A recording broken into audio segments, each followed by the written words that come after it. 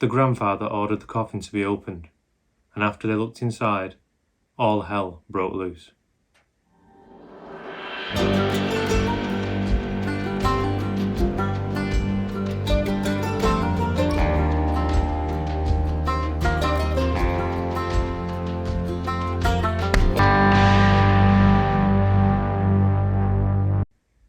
Today, viewer discretion is advised as we discuss the death of a child and the mutilation of a body. Let's continue with the story. In 1832, Manchester was in the grip of another cholera outbreak that used to run rampant mostly through the city's poorer areas.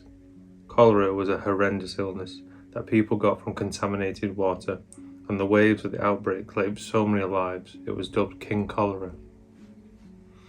On Thursday morning of the 30th of August, cradled in his father's arms, 3-year-old John Brogan was rushed to the local surgeon, Mr. Whiteleg. Banging on his door, John's father begged Mr. Whiteleg to help his sick child. Mr. Whiteleg said that he'd do all he could, and to take the child home, where he would call on them later. Mr. Whiteleg arrived at the Brogan home, which was a small cramped house on Silk Street, just off Oldham Road. The surgeon tended to the young boy, giving him the usual remedies of the time, which was bleeding the patient, salt and water swirled round the mouth, opium, and other things of this nature. None of these, unsurprisingly, improved the poor boy's condition, so by late afternoon the surgeon had admitted young John to Swan Street Hospital, which is not far from the Brogan home. The young boy's condition worsened, with the 2 surgeons and nurse looking after him until he passed away the next day on Friday evening. The body was removed and taken to the dead house, which we now call the morgue, and he would be held there until his family could arrange a funeral for him. John's family went to the Board of Health and applied for a coffin for the small boy, which was delivered the next morning. However, the coffin that had arrived was too small, meaning the grief-stricken family had to request a new one. That didn't arrive till late Saturday evening, which meant he now couldn't be buried until the Sunday morning. But it was this time on Saturday evening that young John's grandfather, a Mr. John Hayes, went to see his grandson's body to grieve and pay his last respects, and arrange the funeral, as John's parents were too heartbroken to go again. After placing the lid on John's coffin, the grandfather left to get ready for the funeral the next day. Early that morning, while the funeral was taking place, the grandfather grew suspicious. He had noticed the boy's name had been wiped off the lid of the coffin, as back then it was wrote on with chalk for the poor. Fearing something was wrong, the grandfather started demanding the coffin was opened. He was denied this request, but due to his persistence, he was told, quote, he could open the coffin up if he kept quiet to the end of the service, end quote. But when the coffin was opened, the onlookers recoiled in horror. They couldn't believe what they were witnessing. Inside the coffin, the young boy's head had been removed and replaced with a brick wrapped in straw. In his state of shock, John's grandfather and family members closed the coffin and buried the boy in a public grave at the cholera burial ground behind the oppressive workhouse.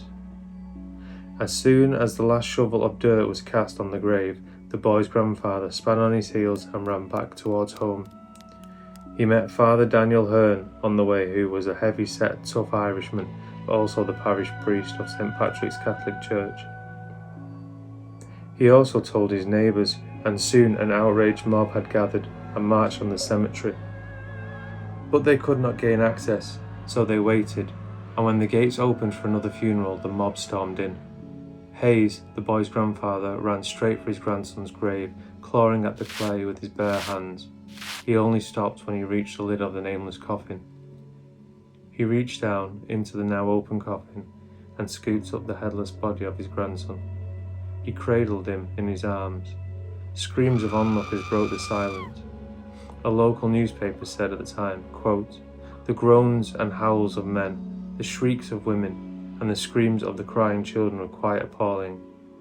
And then there came cries of, to the hospital and pull it to the ground, end quote. By now the crowd was swelling because of this macabre scene, and 3 men had stepped forward towards the sorrowful grandfather, a Mr. Burke, Mr. Gibson, and a Mr. Pugh. They gently took the boy from the grandfather and placed him back in his coffin. They hoisted the coffin onto their shoulders, and with the mob behind them they marched off towards New Cross, shouting, "Burn the hospital!"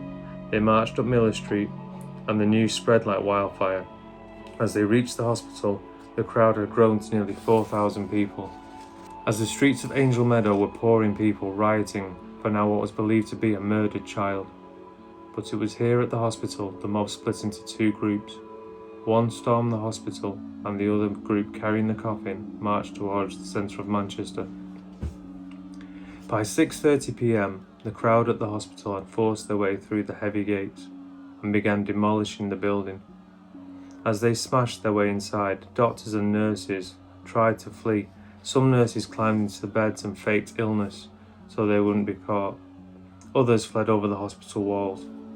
Hayes saw the dead van driver, which is what we now call a hearse, and screamed at the man, "Give me my grandson's head." The man fled in terror as the crowd pulled the van into the street and burnt it. They smashed windows and pulled chairs and tables and beds out into the street to feed the fire. The hospital building was only saved because the mob didn't want to injure the patients inside that were too sick to move. Word by now had reached the police, who had massively misjudged the situation and sent a total of 20 officers to deal with the disturbance. On arriving, Deputy Constable Stephen Lavender and his men drew their cutlasses. This is a sort of slightly curved blade, and immediately arrested two men. But upon seeing this, the mob launched into a frenzied attack in a bid to rescue the two men. One policeman, Samuel Clough, had his elbow smashed when he was struck by a large paving slab. It was now nearly 7 p.m. when the Irish priest, Father Hearn, climbed the broken furniture and stood on top of a barrel at the front of the hospital, begging for the violence to stop and for everyone to go home.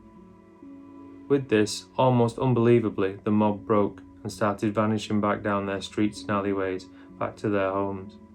But as they did, the sounds of hooves could be heard thundering down the cobbles, echoing through the streets, as 4 troops of hussars galloped towards the hospital, having come from their barracks in Hulme, the same regiment that 16 years earlier drew their swords and charged at an unarmed crowd at Peterloo. Most rioters got away, but as the cavalry patrolled the streets, the injured and old rioters that couldn't get away in time were rounded up and dragged to New Bailey Prison, a place of hard labour and execution. Meanwhile, the other group, marching with the child's coffin, had now reached Piccadilly, and the 3 ringleaders, Mr. John Burke, Joseph Pugh and Thomas Gibson, had all been showing the young boy's body to everyone they passed, demanding money for the viewing to give to the parents. But as they marched round Piccadilly, a group of special constables arrested all the men and confiscated the coffin, which they transported to the town hall. Later on, Father Hearn and a surgeon had managed to track down the young boy's head. It was in the bedroom of a 19-year-old Robert Oldham, who had been staying in a nearby lodging house and had been employed at the hospital as a dispenser of medicines. He had been caught when he had severed the boy's head, but had bribed the nurse who had seen him to keep quiet. Father Hearn collected the boy's head in a handkerchief and took it to the town hall, where it was reattached by a surgeon. The priest then made his way to the boy's family to inform them what had happened, and to inform them that he had secured a promise from the council that all Catholics dying of cholera could be buried at St. Patrick's Church. John Brogan's funeral took place at St. Patrick's on the 3rd of September at 5 p.m. The child was buried in a lead coffin, and hundreds of people turned up at the church gates. Again, the priest pleaded with them to all go home, not make a fuss, to which they obliged. Although a warrant was issued for the arrest of Robert Oldham, he was never caught. Many believe after seeing the riot he fled the country, but no one really knows. If you have an idea what may have happened to the surgeon, let me know in the comments below. Well friends, that's all I've got time for today. But if you like true stories like this and tales of old Manchester, don't forget to like and subscribe. I aim to release a tale once every week. Take care.